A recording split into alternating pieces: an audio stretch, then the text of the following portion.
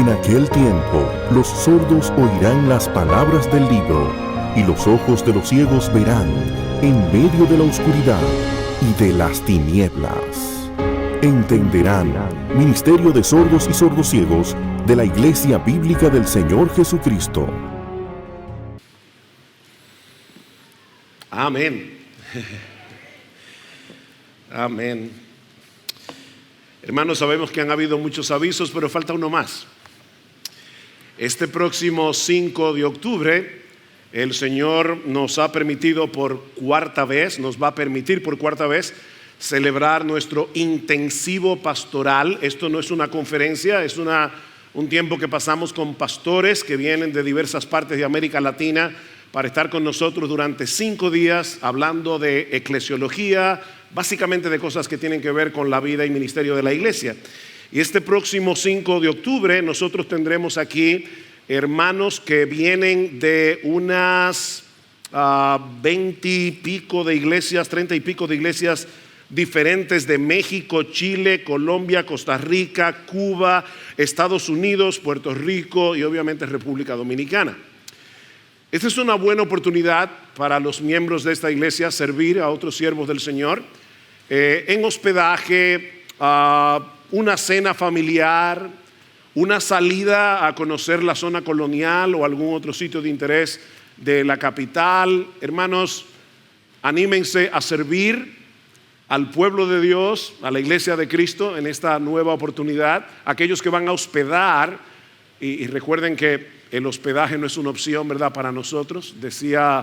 Hay un libro muy bueno sobre ese tema que se titula El Evangelio viene con una llave, y es la llave de tu casa y de la mía. Así que es una buena oportunidad para hospedar. Sería del 5 al 10 porque los hermanos obviamente se van el lunes, pero también, como les decía, hay diversas formas en que podemos servir como iglesia durante el intensivo pastoral. Y una de las cosas que siempre ha sucedido en los intensivos anteriores es que estos hermanos nos dicen: aprendimos mucho de los talleres, aprendimos mucho, ellos participan de nuestra reunión de pastores ese fin de semana, pero una de las cosas que nos dicen es: pero aprendimos más probablemente al estar con los hermanos de la iglesia. Así que, hermanos, anímense a servir en el contexto del intensivo pastoral. Bien, habiendo dicho esto, les pido por favor que vayan ahora a la primera carta de Pablo a los tesalonicenses. Primera carta de Pablo a los tesalonicenses, y vamos a leer los versículos 6 al 10. Y vosotros vinisteis a ser imitadores de nosotros y del Señor, habiendo recibido la palabra en medio de mucha tribulación, con gozo del Espíritu Santo. De manera que llegasteis a ser un ejemplo para todos los creyentes de Macedonia y de Acaya, porque saliendo de vosotros la palabra del Señor ha resonado, no solo en Macedonia y Acaya, sino que también por todas partes vuestra fe en Dios se ha divulgado, de manera que nosotros no tenemos necesidad de hablar nada. Pues ellos mismos cuentan acerca de nosotros, de la acogida que tuvimos por parte de vosotros y de cómo os convertisteis de los ídolos a Dios para servir al Dios vivo y verdadero y esperar de los cielos a su Hijo, al cual resucitó de entre los muertos, es decir, a Jesús, quien nos libra de la ira venidera. Vamos a orar. Señor, tu palabra es viva, es eficaz. Cada porción de las Escrituras es inspirado por ti y es útil para enseñar, para redarguir, para corregir, para instruir en justicia. Pero en este pasaje de manera particular tú nos has abierto una ventana para que podamos ver una iglesia del primer siglo que es digna de ser imitada. Y nosotros queremos suplicarte, Señor, por cada miembro de Iglesia Bíblica del Señor Jesucristo, que tome muy en serio las cosas que vamos a estar predicando en el día de hoy. Y aún te rogamos que uses tu palabra para que otros que no te conocen todavía se conviertan de los ídolos a Dios para servir al Dios vivo y verdadero. Ayúdanos ahora, Señor, danos de tu gracia, porque te lo pedimos en el precioso y grande nombre de nuestro precioso y bendito Salvador. Amén y amén. Como muchos de ustedes saben, por la gracia, la misericordia, la bondad de nuestro Dios, el pasado 13 de agosto, el sábado antes pasado, nuestra iglesia cumplió 44 años de existencia. Yo todavía recuerdo, recién convertido, cuando veía creyentes más maduros o más viejos que yo y decía, wow, cuando yo tenga 10 años de convertido. Bueno, ya tengo 45 y nuestra iglesia 44 años. Aquí hay varias personas que todavía no han llegado a esa edad. Él nos ha preservado como iglesia durante todos esos años. Él ha querido usar este ministerio para salvar y edificar a muchos. Y no debido a nosotros, sino a pesar de nosotros. Damos muchas gracias al Señor por cada una de las piedras vivas que componen este edificio espiritual, esta casa de Dios que Él ha levantado aquí. Hombres y mujeres redimidos por el Señor que han puesto sus dones al servicio del pueblo de Dios en esta iglesia local para llevar a cabo la obra que nuestro Salvador, la cabeza de la iglesia, nos ha encomendado. Esos 44 años han sido una aventura de fe, una aventura en la que hemos visto la mano de Dios guardando, guiando, protegiendo, preservando esta iglesia, incluso cuando hemos tenido que atravesar por momentos sumamente difíciles. Pero mis hermanos y hermanas, no podemos quedarnos mirando hacia el pasado con nostalgia. No es necesario ahora que nos enfoquemos en nuestro presente y nuestro futuro, con la expectativa de que los años que nos restan hasta la venida de nuestro Señor Jesucristo sean 1000 veces más fructíferos de lo que han sido hasta ahora. Y el pasaje que nosotros vamos a considerar en esta mañana, en la providencia del Señor, yo no planifiqué para que Primera Tesalonicenses 1:6 al 10 coincidieran con nuestro aniversario, pero este pasaje en la primera carta de Pablo a los tesalonicenses nos ayuda a ver en términos concretos lo que eso significa. ¿Qué significa ser una iglesia verdaderamente fructífera? Una iglesia que pueda ser un ejemplo para otras iglesias. A pesar de que esta era una iglesia joven, mayormente compuesta por recién convertidos, Pablo les dice en el versículo 7 que ellos habían llegado a ser un ejemplo para todos los creyentes en Macedonia y en Acaya. Es decir, prácticamente en toda Grecia. Eso es lo que cubría estas dos regiones, el norte y el sur de Grecia. Ahora, es importante señalar que esta es la única vez en todo el Nuevo Testamento que se dice de una iglesia que ha venido a ser ejemplo para otras iglesias. Pablo, ni Pedro, ni ninguno de los otros apóstoles dicen eso de alguna otra iglesia del primer siglo, solo de Tesalónica. Por supuesto, eso no significa que aparte de Tesalónica no hubiera iglesias fieles durante el primer siglo, porque sí las había. Pero mis hermanos, solo de la iglesia en Tesalónica se dice explícitamente que vino a ser un ejemplo digno de ser imitado. De manera que este pasaje nos presenta el estándar al que toda iglesia debería aspirar. Nosotros, Iglesia Bíblica del Señor Jesucristo aquí en República Dominicana, deberíamos anhelar que se diga de nosotros como iglesia lo que Pablo dice de los creyentes en Tesalónica. Si tú amas tu iglesia local, y déjame decirte que debes amar tu iglesia local, porque la iglesia es la esposa del Cordero, la iglesia es la niña de los ojos de Jesús, así que debemos amar la iglesia. Tú deberías anhelar de todo corazón que Iglesia Bíblica del Señor Jesucristo sea un modelo, sea una iglesia digna de ser imitada.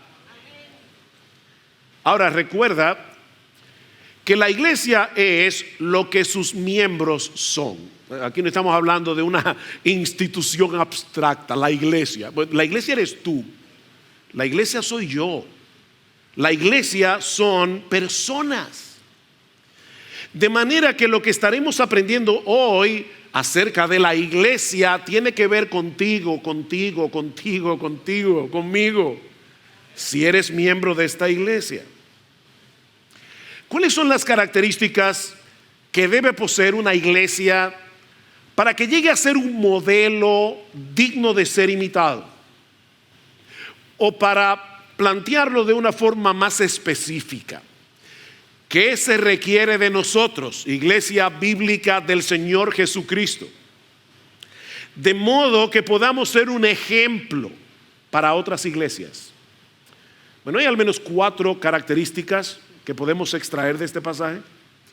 La primera es que una iglesia digna de ser imitada es una iglesia cuyos miembros son imitadores de aquellos que imitan a Jesús. Es una iglesia cuyos miembros son imitadores de aquellos que imitan a Jesús.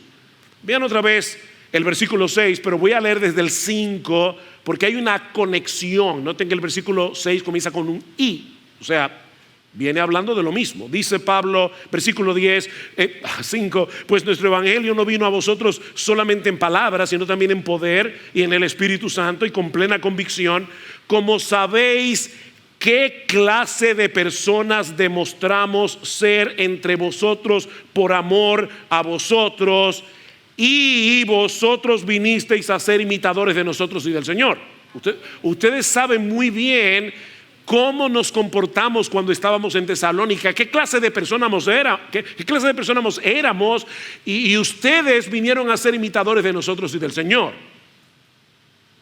Estos creyentes en Tesalónica no solo recibieron el mensaje del evangelio, sino que también absorbieron, adaptaron el estilo de vida de sus mensajeros, Pablo, Silas, Timoteo.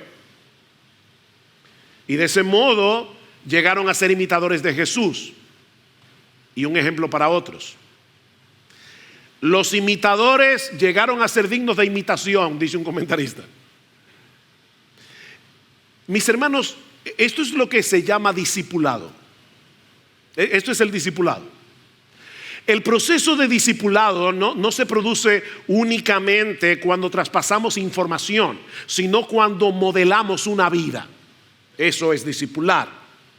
Por eso alguien decía que la esencia del discipulado es la imitación. La esencia del discipulado es la imitación, y eso fue lo que sucedió en Tesalónica. Ustedes vinieron a ser imitadores de nosotros y del Señor. Ahora, hermanos, no deja de ser interesante que Pablo lo haya dicho en ese orden: de nosotros y del Señor. Porque a final de cuentas es a Jesús, ¿verdad?, a quien debemos imitar. Él es el patrón, Él es el modelo.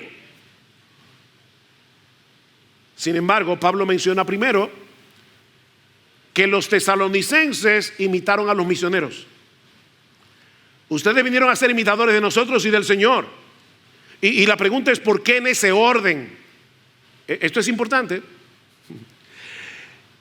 Porque los nuevos creyentes comienzan a imitar a Jesús en la medida en que perciben su carácter a través de otros creyentes más maduros.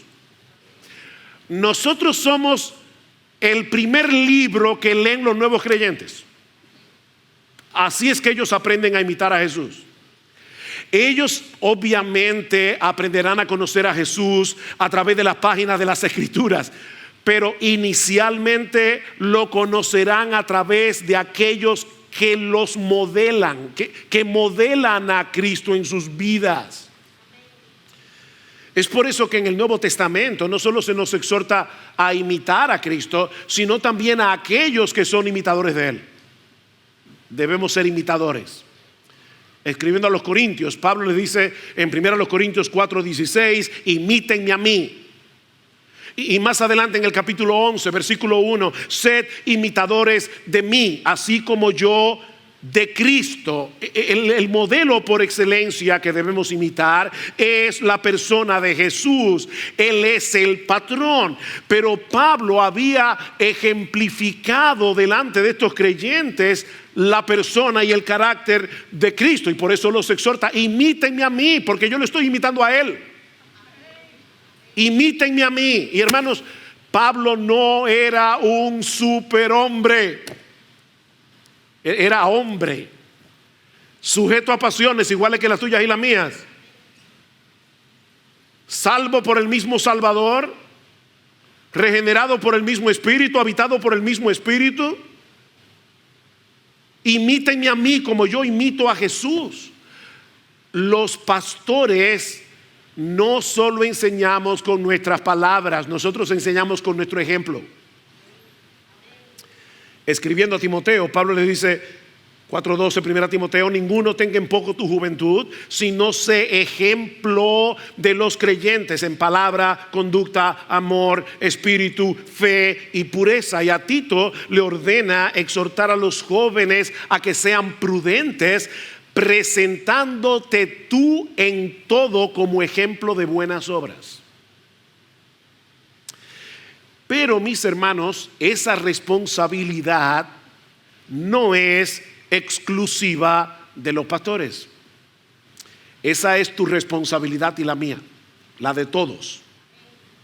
Escribiendo a los filipenses, Pablo les dice, Filipenses 3:17: hermanos, sed imitadores de mí y mirad a los que así se conducen según el ejemplo que tenéis en nosotros. Ellos debían imitar a Pablo, pero también a aquellos que imitaban a Pablo como él imitaba a Jesús. Esto es una cadena. Esta es la cadena de discipulado. Recuerden, la esencia del discipulado es la imitación. En la misma carta de Tito, Pablo le dice que él debe exhortar a las hermanas más maduras de la iglesia a ser maestras del bien. Y luego dice que enseñen a las más jóvenes, y la idea de esta palabra enseñar allí es enseñar no solo con las palabras, sino principalmente con el ejemplo. Hermana de IBCJ, tú eres una maestra del bien, debes ser una maestra del bien. Que enseñen a las más jóvenes, escuchen, que a amar a sus maridos y a sus hijos. Cuando las hermanas más jóvenes te ven a ti, deben aprender de ti a amar a su marido y a sus hijos, a ser prudentes, castas, puras, santas, inocentes, en pensamiento, en acciones, en toda su vida. Tú eres una maestra del bien que debes enseñar a las más jóvenes a ser castas. Hermanas, esta es una época donde la castidad brilla por su ausencia. Y yo te pregunto, ¿alguna vez cuando tú escoges tu ropa, tú piensas en el hecho de que si todas las hermanas de la iglesia se visten como tú, estarían modelando la pureza y la santidad del Señor Jesucristo? Esto no es opcional, mi hermana, tú eres una maestra, pero puedes estar enseñando algo equivocado. Tu ejemplo está enseñándole a otras mujeres, y lamentablemente debo decir, mis amadas hermanas, que el cristianismo ha sido permeado por el mundo en cuanto a la inmodestia de una forma flagrante. Y no pienses, por favor, que eso es legalismo, porque la Biblia dice que las mujeres deben vestirse con pudor y modestia. Entonces, la pregunta es, cuando tú te vistes, tú estás consciente de que tú estás enseñando a otras mujeres con el largo de tu ropa, con lo modesta que te viste, con lo bien que te cubres.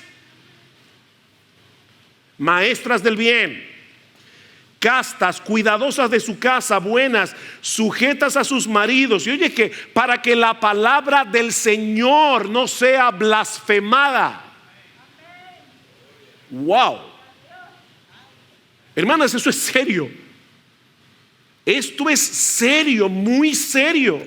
La palabra de Dios puede llegar a ser blasfemada cuando en una iglesia las hermanas hablan muy bonito, pero se visten y andan y viven exactamente como las mujeres de allá afuera, y no como mujeres que le temen a Dios.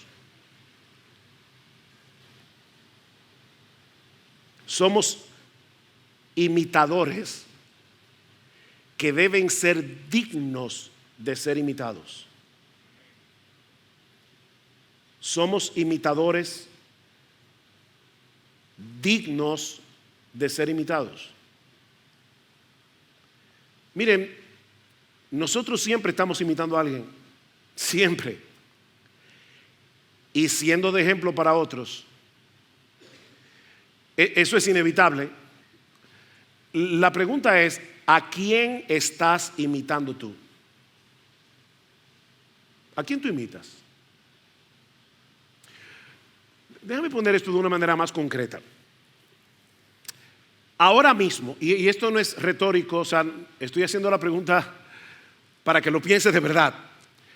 Tú podrías pensar ahora mismo en tres o cuatro personas de la iglesia a las cuales tú imitas, porque aunque es una persona imperfecta, no glorificada, es obvio que esa persona trata de imitar a Jesús. Tú puedes pensar en 3, 4 personas que tú conscientemente imitas,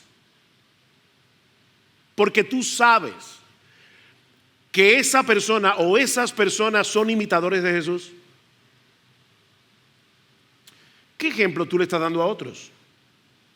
¿Eres un creyente al que los demás pueden imitar? Porque en dependencia del Espíritu Santo tú procuras ser imitador de Cristo. Bueno, pastor, yo un ejemplo. Sí.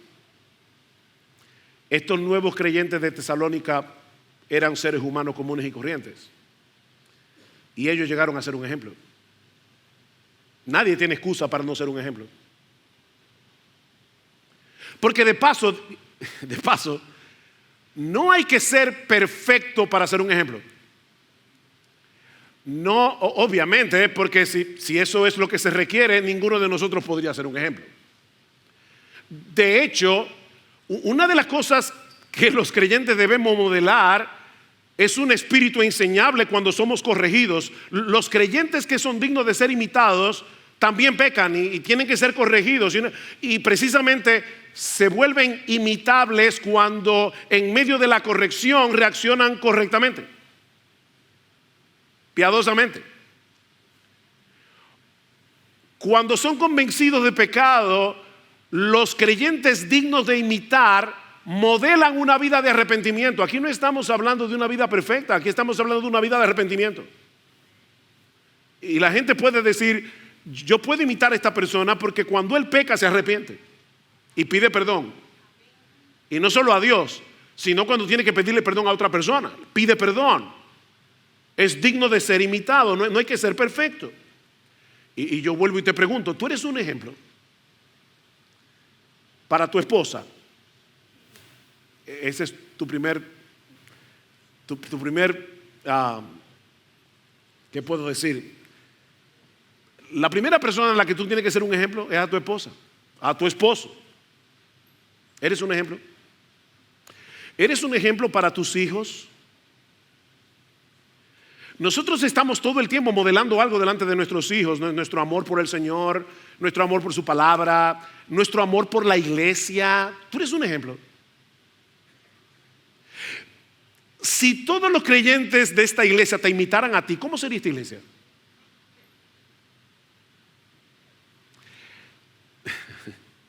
Si todos los creyentes de esta iglesia te imitaran a ti, ¿cómo sería esta iglesia? Ahora, noten que Pablo es bien específico en nuestro texto en las cosas que estos creyentes imitaron de los misioneros y por ende de Jesús. Pablo menciona por lo menos 3 cosas.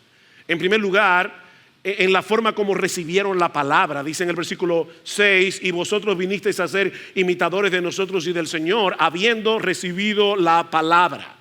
Habiendo recibido la palabra. Recibir la palabra es mucho más que un mero conocimiento intelectual. Es mucho más que al almacenar conocimiento bíblico, almacenar conocimiento teológico. No, recibir la palabra es aceptarla como lo que es, la palabra inspirada de Dios. Esta es la palabra de Dios. Y por lo tanto, es este libro y no ningún otro el que debe modelar nuestras creencias, el que debe modelar nuestra cosmovisión, el que debe moldear nuestra conducta. Este libro, porque es la palabra de Dios. Ellos recibieron la palabra. Noten lo que dice Pablo en el capítulo 2, versículo 13. Por esto también nosotros sin cesar damos gracias a Dios de que cuando recibisteis la palabra de Dios que oísteis de nosotros, la recibiste, la aceptasteis no como la palabra de hombres, sino como lo que realmente es, la palabra de Dios, la cual también hace su obra en vosotros los que creéis. Ustedes recibieron este mensaje como la palabra de Dios. Estos hombres y mujeres en Tesalónica aprendieron de Pablo y de su equipo misionero a ser imitadores de Jesús en la importancia suprema que Jesús le daba a la Biblia. ¿Oyeron eso? Que Jesús le daba la Escritura. Él era el Hijo de Dios. Sin embargo, ¿cómo se defendió Jesús? Perdón. ¿Cómo se defendió Jesús en el monte de la tentación? Lo que Cristo dijera en el monte de la tentación hubiera sido palabra de Dios, porque Él es Dios encarnado. Pero ¿cómo se defendió? Escrito está, escrito está, escrito está, citando Deuteronomio. Cristo usó la Escritura para defenderse de los ataques del maligno. Escrito está. O sea, en la mente del Señor era imposible pensar que este libro fuera quebrantado. Si está escrito, no hay nada más que hablar. A la ley, al testimonio. A la ley, al testimonio. Como dice Pablo en Romanos capítulo 3, versículo 4. Sea Dios veraz y todo hombre mentiroso. Sea Dios veraz. En Juan 4:34, Cristo le dice a sus discípulos que su comida es hacer la voluntad del que lo envió. Perdón. Mi comida es hacer la voluntad del que me envió. El hombre de Dios, perdón, el Hijo de Dios encarnado, Jesús, tomaba en serio la palabra de Dios. No busco mi voluntad, Juan 5:20, sino la voluntad del que me envió. ¿Y dónde conocía Jesús? ¿De dónde extraía Jesús la voluntad de Dios? Del mismo lugar que tú y que yo, de este libro. Los creyentes que modelan a Cristo aman la palabra, la toman muy en serio. Y yo vuelvo y te pregunto, ¿percibe tu esposa, tu esposo, tus hijos, los demás creyentes de esta iglesia, que para ti las Escrituras es supremamente importante? Que tú amas la palabra de Dios. ¿Es la Biblia el tribunal supremo que pasa juicio sobre tus creencias, que pasa juicio sobre tu cosmovisión, que pasa juicio sobre tu conducta? ¿O eres tú uno de esos creyentes que vienen a la iglesia con el espíritu de escuchar la predicación pensando eso no es tan así?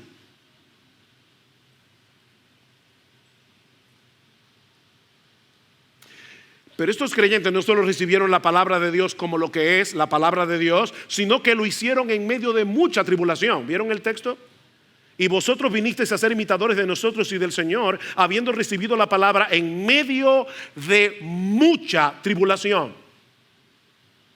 Ellos aprendieron de Pablo y de Silas y de Timoteo a ser imitadores de Jesús en el sufrimiento que trae consigo hacer la voluntad de Dios, tomar la Biblia en serio en un mundo que todo lo distorsiona, donde a lo bueno llaman malo y a lo malo llaman bueno. Lean el libro de los Hechos, sobre todo los capítulos 16 y 17, donde Lucas narra el inicio de la obra evangelizadora en Europa, y ustedes verán el alto precio que Pablo y su equipo tuvieron que pagar por predicar la palabra en un medio sumamente hostil. Y los tesalonicenses lo sabían, porque de hecho pasó en su ciudad. Pablo estaba preso junto con Silas en la cárcel de Filipos, ¿y qué hacían? Cantaban himnos al Señor. Y lo más seguro ellos se habían enterado de eso. Los creyentes en Tesalónica aprendieron de Pablo y de su equipo misionero lo que era sufrir por Cristo. Ellos recibieron la palabra, ellos abrazaron el evangelio de todo corazón en medio de una severa persecución. Noten el capítulo 2, versículo 14. Pues vosotros, hermanos, vinisteis a ser imitadores de las iglesias de Dios en Cristo Jesús que están en Judea, porque también vosotros padecisteis los mismos sufrimientos a manos de vuestros propios compatriotas, tal como ellos padecieron a manos de los judíos, los cuales mataron tanto al Señor Jesús como a los profetas, y a nosotros nos expulsaron de la ciudad. A Pablo y a Silas y a Timoteo los expulsaron de Tesalónica. Y los hermanos vieron eso.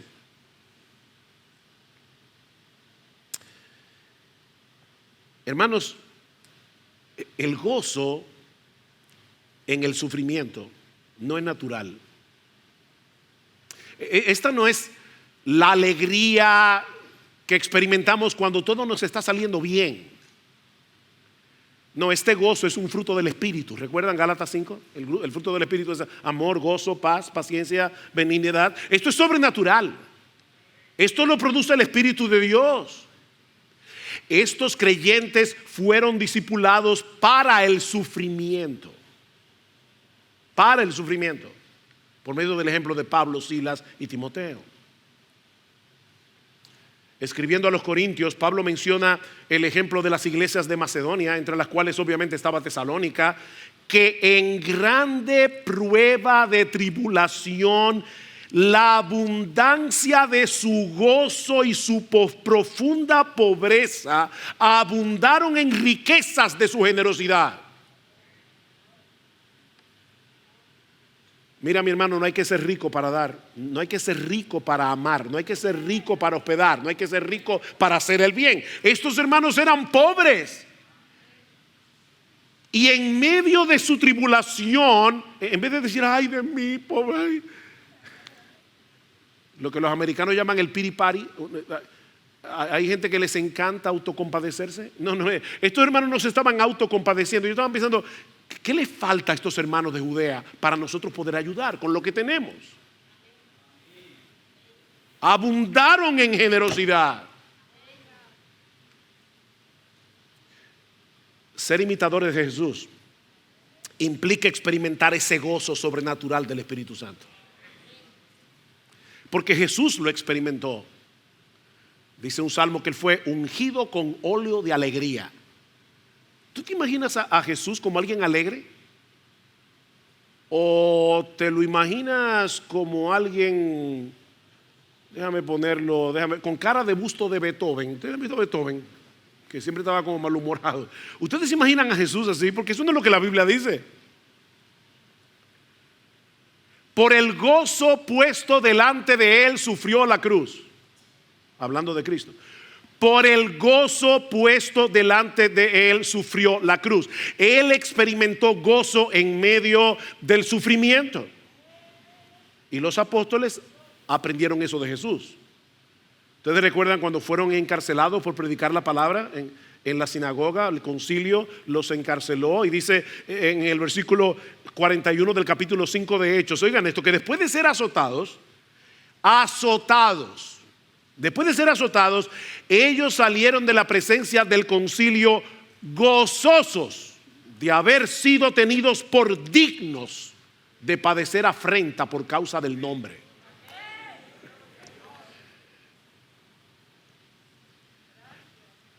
¿Eran masoquistas? ¿Les gustaba sufrir? Por supuesto que no. A ellos les dolían los golpes, igual que a ti y que a mí. No, a ellos no les gustaba sufrir. Ellos se gozaban en poder mostrar a los ojos del mundo que Cristo es tan precioso, tan valioso, tan excelso, que todo lo que tengamos que padecer por su causa, bien vale la pena. Ese es el gozo. Bien vale la pena. ¿Alguna vez tú has pensado que tu sufrimiento por causa de Cristo es una oportunidad que Dios te está dando para mostrarle a todo el que te rodea que Jesús es precioso? Tan precioso que vale la pena sufrir por Él. Es una oportunidad. Alguien decía, me encantó esta frase, que el gozo del creyente es la bandera que ondea el castillo de nuestro corazón y que anuncia que el Rey está hoy sentado en su trono. Eso es el gozo del creyente. Mi Rey reina. No es como la reina de Inglaterra. Esa monarquía no hace nada, excepto salir en las revistas. No. Esta no es una monarquía de lujo. Cristo es Rey. Él está sentado en su trono. Nuestro Dios reina y nosotros podemos gozarnos en eso.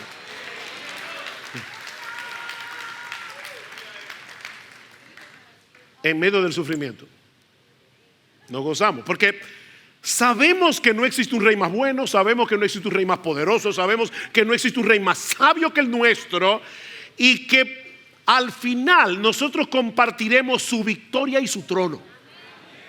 Gózate. Y ahora yo te pregunto otra vez. Este es el mensaje de las preguntas. ¿Estamos modelando delante de otros lo que implica recibir la palabra en medio de mucha tribulación con el gozo del Espíritu Santo?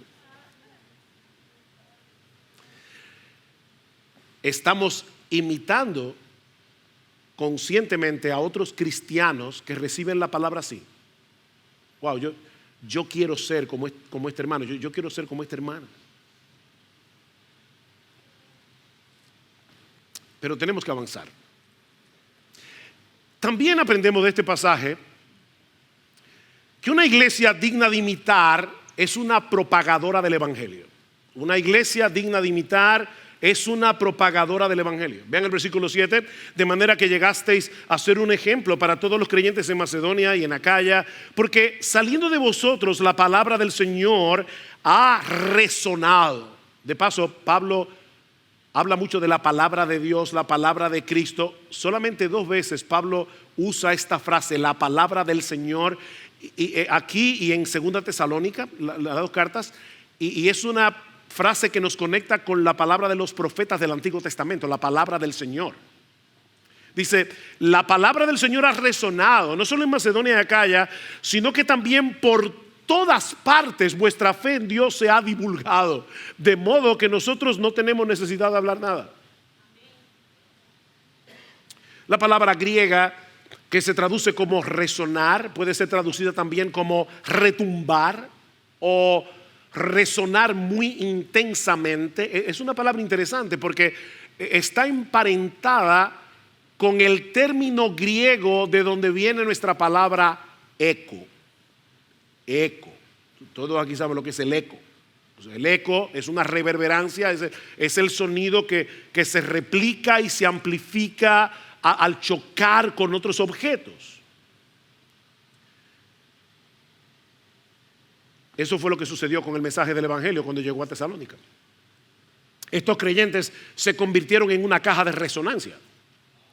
De tal manera que la palabra del Señor no solo llegó a a toda Grecia, Macedonia y Acaya, sino que Pablo dice por todas partes. Vuestra fe en Dios se ha divulgado.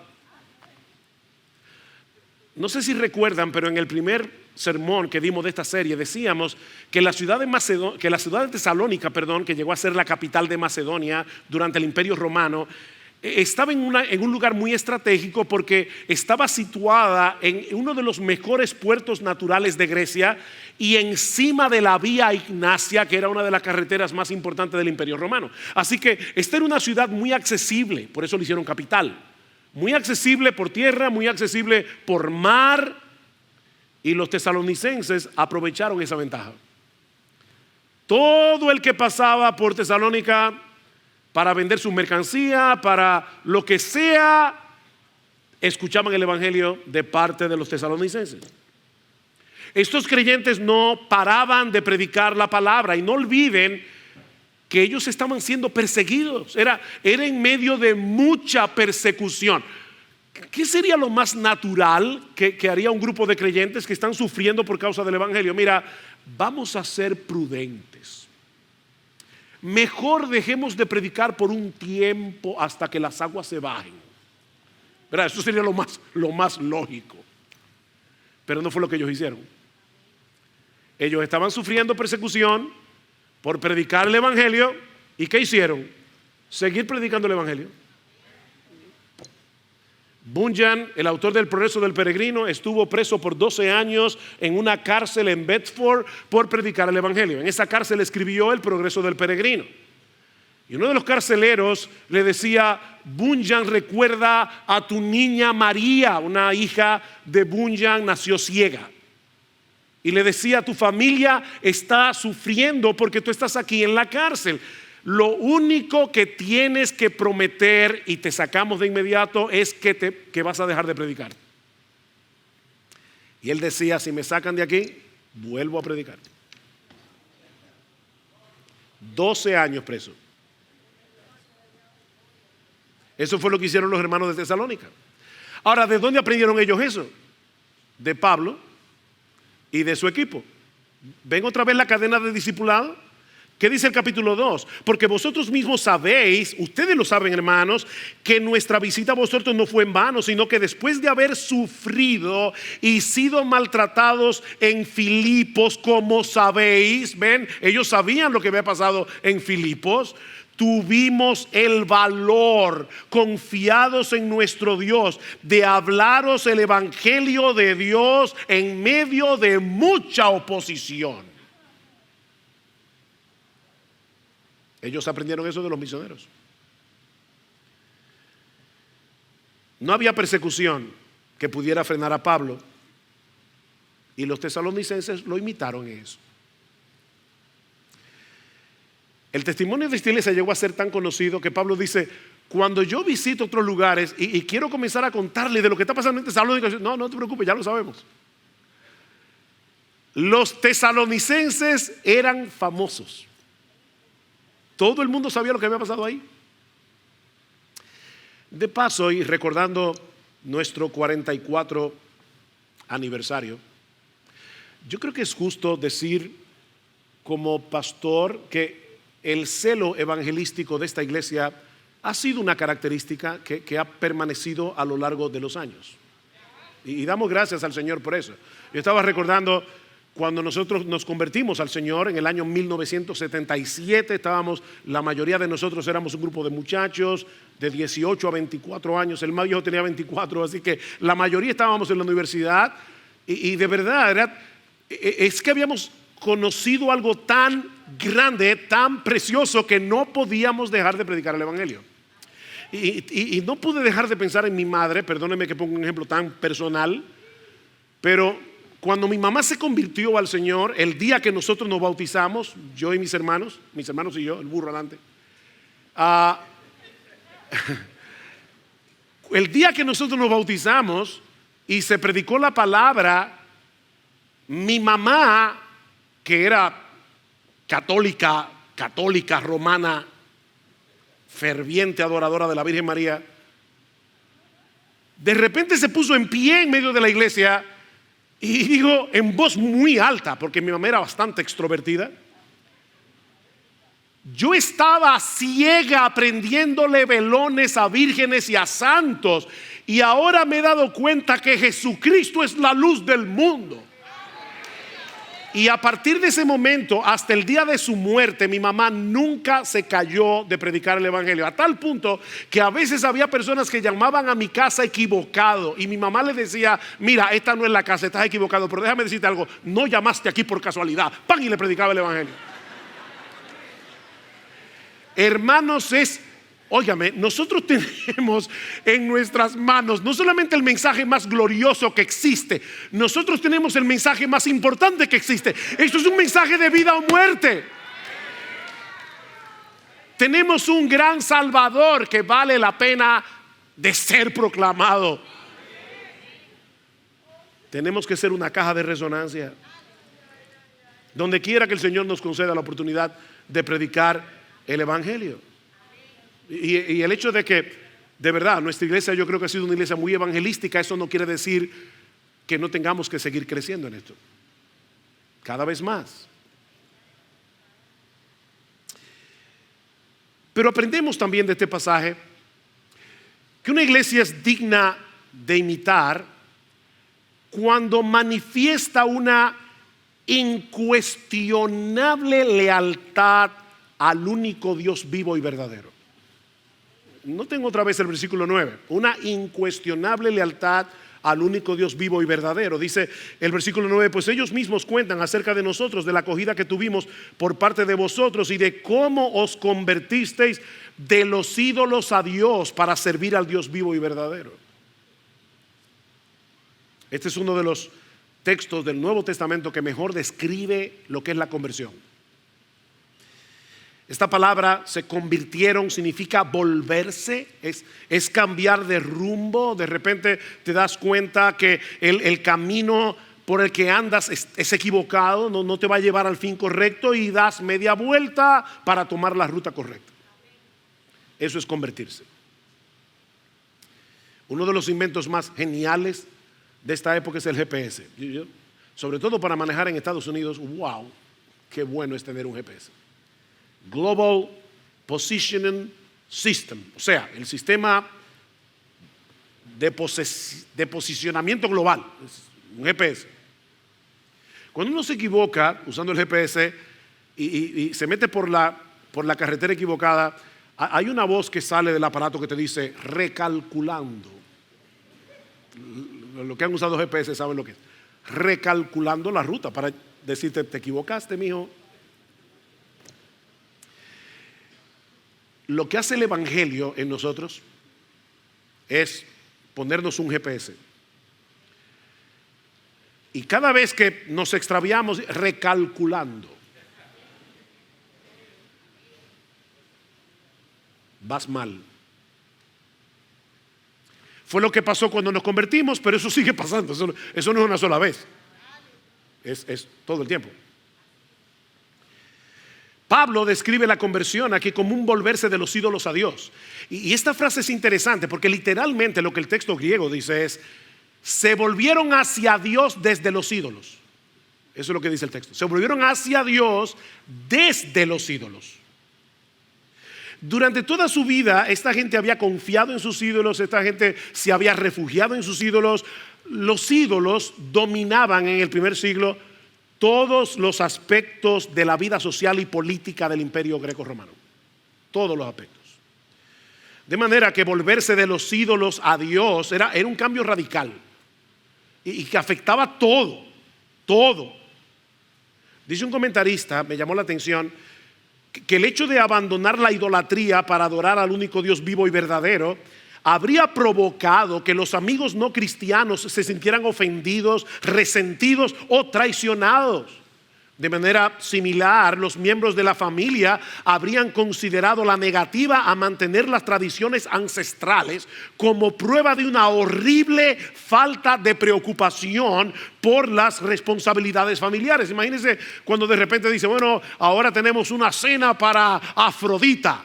Yo no voy. Toda la vida te reúnes con tu familia para adorar a los ídolos que ellos adoraban, Y que para la familia era algo tan importante. O sea, yo le pedía a Afrodita que te diera hijos. Todo eso era muy importante. Y de repente el creyente dice: lo siento mucho, yo no voy a esa cena.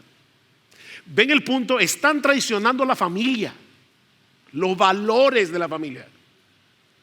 Y para colmo, dice este comentarista, se pensaba que la paz ciudadana, el éxito agrícola y no tener que sufrir catástrofes naturales eran cosas que los dioses naturales tenían en sus manos, tradicionales, perdón.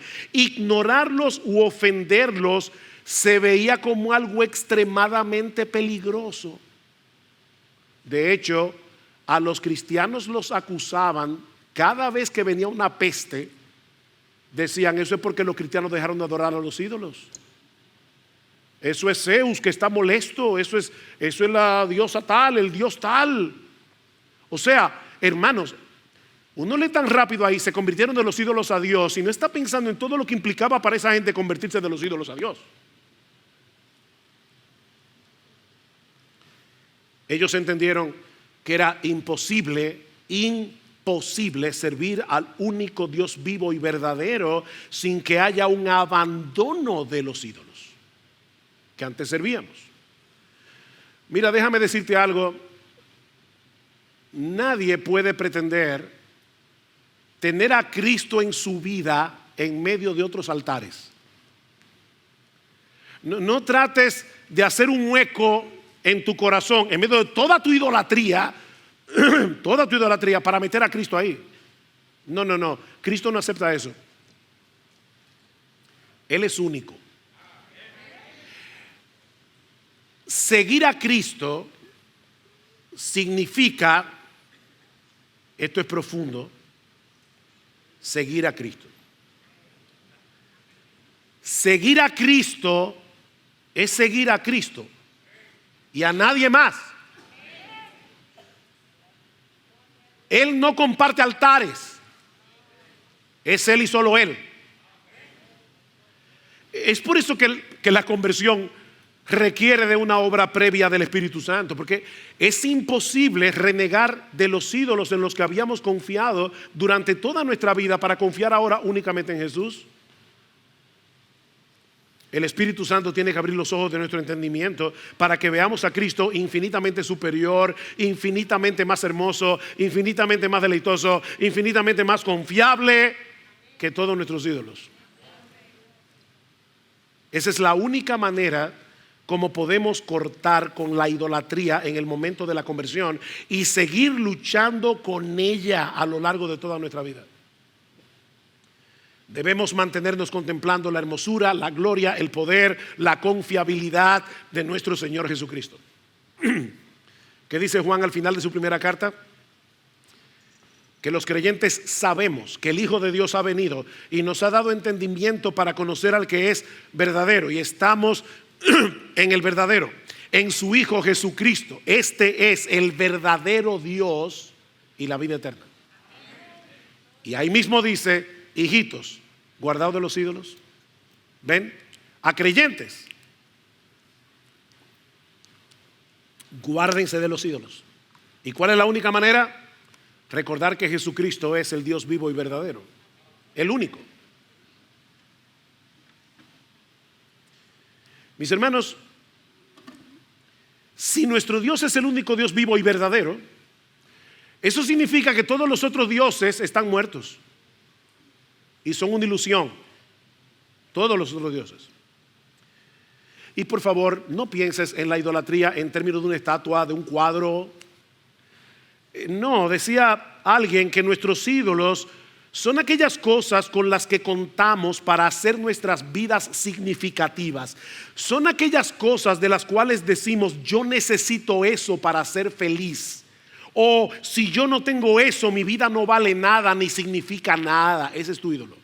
Puede ser la fama, el dinero, el esposo, la esposa, los hijos, los amigos, el entretenimiento, la música, el deporte. Todo eso puede ser un ídolo. La conversión, mi hermano amado, implica un traspaso de lealtad. Tú eres leal a Jesucristo y a nadie más. Leal a Jesucristo, en vez de ser leales a tus ídolos con los cuales estás luchando. Nos convertimos para adorar, confiar, servir únicamente a Cristo. Pablo dice, nos convertimos de los ídolos a Dios para servir al Dios vivo y verdadero. La conversión y el servicio van de la mano. Si Él es el único Dios vivo y verdadero, que puede ser más sensato, que puede ser más inteligente que dedicarnos por entero a servirle únicamente a Él. Él es el único Dios vivo y verdadero. Pero aún nos resta una enseñanza más que veremos más brevemente. Rápidamente, una iglesia digna de imitar es una iglesia cuyos miembros viven a la espera del regreso de su Señor. Versículo 10. Ustedes se convirtieron de los ídolos a Dios para servir al Dios vivo y verdadero, y se convirtieron para esperar de los cielos a su Hijo, al cual resucitó de entre los muertos, es decir, a Jesús, quien nos libra de la ira venidera. Los creyentes de Tesalónica aprendieron de Pablo a ver la vida presente a través del lente de lo que nos aguarda cuando Cristo regrese en gloria. Un tema que se repite en los 5 capítulos de la carta. Así que vamos a estar hablando más de eso más adelante. Esa esperanza, mis hermanos, es una parte esencial de nuestra salvación. Ustedes se convirtieron para esperar de los cielos a su Hijo. ¿Ven? Se convirtieron para eso, para esperar a Jesús. Filipenses 3:20, nuestra ciudadanía está en los cielos, de donde también ansiosamente esperamos a un Salvador, al Señor Jesucristo. Ansiosamente. Tito 2:13 dice que aguardamos la esperanza bienaventurada y la manifestación gloriosa de nuestro gran Dios y Salvador Jesucristo. Hebreos 9:28, el autor de la carta dice que Cristo aparecerá por segunda vez para salvación de los que ansiosamente lo esperan. El verdadero creyente vive a la espera del regreso de su Señor. Ese es nuestro consuelo. Esa es nuestra motivación para perseverar en medio del sufrimiento. Eso es lo que nos motiva a seguir sirviendo sacrificialmente. No tenemos esperanza en lo que pueda pasar en este mundo. Vivimos a la espera del regreso de Jesús, que murió y resucitó y nos libra de la ira venidera. Y mi amigo, si tú estás aquí en esta mañana, no escuches la palabra ira como una rabia de Dios. No, Dios no tiene rabia. La ira de Dios es la justa indignación de Dios contra el pecado, que lo lleva a castigar al pecador. Dios es perfectamente justo. Y de paso, déjame decirte algo. Tú fuiste creado a la imagen de Dios, y yo estoy completamente seguro que cuando tú lees en los periódicos que personas que fueron inculpadas de algún crimen y tú crees que realmente cometieron ese delito y esa persona el juez lo descarga, tú no piensas, ay, qué bueno es ese juez. No, tú dices, qué injusto, ¿verdad? Lo que pasa es que tú quieres que trates con justicia al otro, pero no a ti. Dios es justo. Y Cristo tuvo que morir en la cruz del Calvario para absorber la ira de Dios que tú y yo merecemos por causa de nuestros pecados. Así es que Cristo nos libra de la ira venidera. Y ese Cristo que nos libra de la ira venidera vuelve otra vez. Vuelve otra vez. Y ahí entonces, mis hermanos, como les decía, voy a ampliar esta enseñanza de la segunda venida más adelante. Pero hay 4 características de una iglesia digna de imitar. Es una iglesia cuyos miembros son imitadores de aquellos que imitan a Jesús. Es una iglesia que propaga el evangelio. Es una iglesia cuya lealtad es a Dios, no a los ídolos. Es una iglesia que vive a la espera del regreso de su Señor. Y ahora yo te pregunto, mi hermano, ¿están esas características en ti? Recuerda que una iglesia es lo que sus miembros son. Somos tú y yo los que debemos ser imitadores de aquellos que imitan a Jesús. Somos tú y yo los que debemos propagar el evangelio. Somos tú y yo los que debemos vivir en pie de lucha contra los ídolos del corazón, porque hasta que lleguemos al cielo vamos a seguir peleando con eso. Somos tú y yo que tenemos que manifestar todo el tiempo a través de nuestra fe, de nuestro arrepentimiento, que somos leales únicamente a Cristo. Somos tú y yo los que debemos vivir a la espera del regreso de nuestro Señor. Pero no te desanimes, no te desanimes. Recuerda que no estamos solos en esto. No estamos solos, mi hermano. La gracia que transformó a estos creyentes de Tesalónica es la misma gracia que te transformó a ti, si eres creyente, que me transformó a mí. Tenemos al mismo Salvador, disfrutamos de la misma salvación, tenemos el mismo Espíritu. El que los santificó a ellos es el que nos santifica a nosotros, el Espíritu Santo. Y tanto ellos como nosotros somos motivados por la misma gratitud, fuimos librados de la ira venidera, por la misma esperanza. Cristo vuelve, Cristo vuelve. Y cuando Él regrese en gloria, nosotros seremos glorificados juntamente con Él para reinar para siempre en su trono. Que el Señor nos ayude como iglesia, ahora que acabamos de cumplir 44 años de existencia, para que el tiempo que nos resta hasta la segunda venida de nuestro bendito Señor, seamos 1000 veces más fructíferos en la salvación y edificación de muchos para la gloria de su santo nombre. Qué mejor manera de concluir alabando a nuestro Dios y expresando nuestro anhelo de que venga el reino de Dios.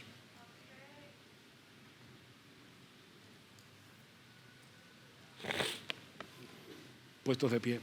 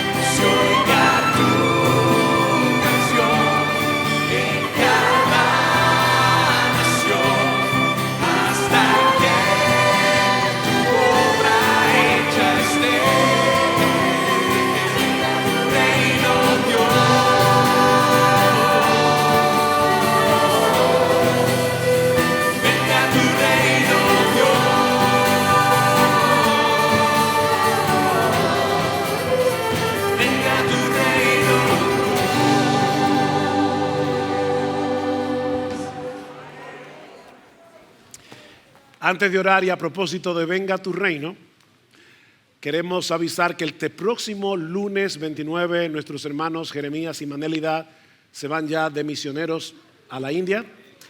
Nosotros debemos orar por eso, pero queremos hacer algo especial. Y es que este domingo 28 vamos a tener en la tarde un culto especial para despedir a nuestro hermano, y nuestro hermano va a predicar la palabra. Así que vamos a orar por eso desde ya. Recuerden, padres, que deben inscribir a sus hijos tanto aquí en el lobby como en el salón de acá. Solamente va a ser acá, en el salón de acá. Eso es importantísimo para que comencemos la escuela dominical en orden el 11 de septiembre. Así que por favor, tan pronto termine esto, vayan a inscribir a sus hijos de 0 a 11 años. Todos los que tengan hijos de 0 a 11 años, por favor, vayan allá. Y los que quieran participar de lo del intensivo pastoral, deben hacerlo en la librería o hablar con nuestra hermana Mari de Pou para decirle, hijo, con Ismael, pero Ismael no está aquí, tiene conjuntivitis. O llamando a las oficinas para decir, yo quiero participar en el intensivo, ya sea hospedando, llevando a los hermanos a algún lado, yéndolo a buscar al aeropuerto, lo que sea. Venga tu reino. Oh Dios, vamos a orar. Padre, queremos darte muchísimas gracias, Señor, por habernos dado tu palabra en esta mañana. Qué gran Salvador tenemos. Ayúdanos como iglesia para poder reaccionar en una forma apropiada a la gran salvación que Él nos ha dado por medio de su sangre. Gracias por Jesús, quien nos libra de la ira venidera. Señor, mira a aquellos que están aquí sin Cristo en esta mañana. Nosotros te rogamos que los salves a ellos también, que ellos puedan hoy, aquí, ahora venir a Cristo en arrepentimiento y fe. Y a nosotros ayúdanos, Señor, a seguir corriendo esta carrera, no cansarnos, siempre con los ojos puestos en Jesús. Alabamos su nombre. Amén y amén.